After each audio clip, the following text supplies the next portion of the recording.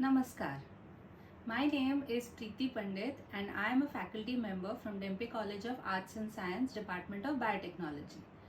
Today I am here before you to talk about two topics related to food and the food that we consume almost every day. The two topics are, one is about the glycemic index of food and the second topic is about adulteration of milk.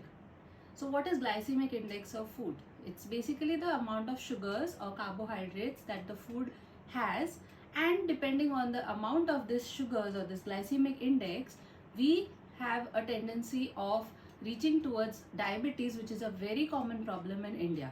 So today I am here to make you aware of the high glycemic index food that should be avoided, whereas there are low glycemic index foods which can be consumed largely.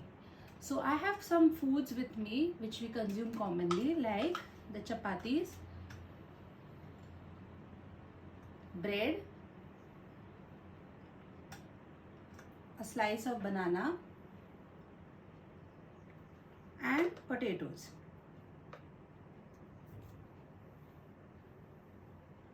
So what I'm going to do today is I'm going to just add a drop of iodine, and iodine is basically brown in color.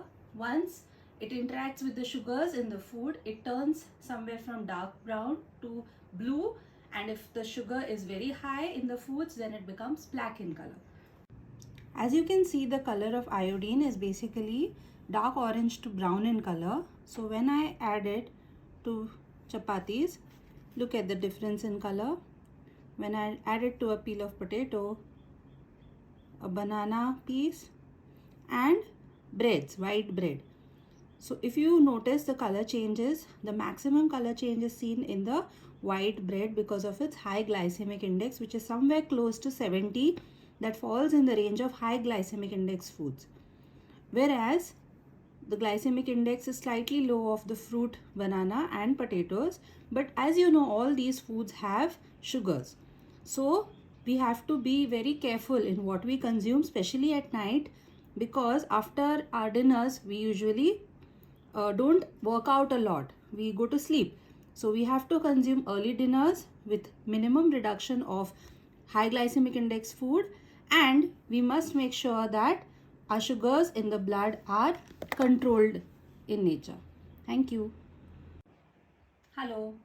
We are back with the topics that I had said. Now the second topic is about the adulteration. As you know, adulteration is a common problem, and when we talk about adulteration, let me talk about milk adulteration, because milk is something which we consume every day. It is high in lactose, in protein casein, in water and in other substances which are very good for nutrition.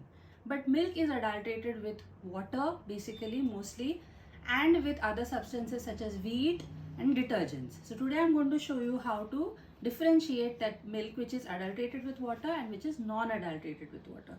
For it, we basically need a ruler, a dropper and a tissue paper.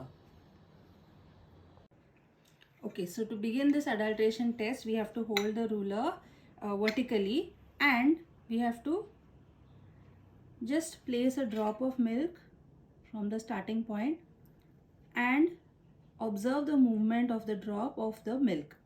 If it takes around 1 to 2 seconds to cover the length of the entire ruler, that is because it is viscous and there is certain amount of friction, due to which the milk travels slightly slowly. That means the milk is pure and unadulterated and it is thick. Now if you compare the milk which is adulterated with water, notice the movement of the milk. It flows very quickly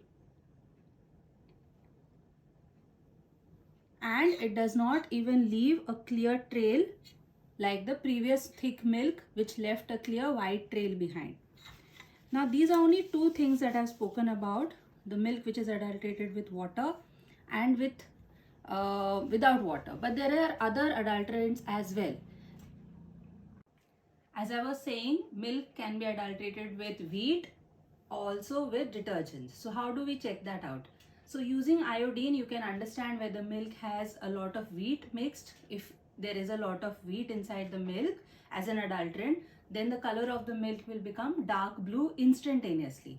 Whereas if there is a lot of detergent in the milk, you have to simply check the frothing by continuously moving a spoon or a spatula inside the adulterated milk, and you have to check versus the milk which you trust is boiled and which is unadulterated. So if you compare samples, you will find out which milk can be adulterated and which is safe for consumption.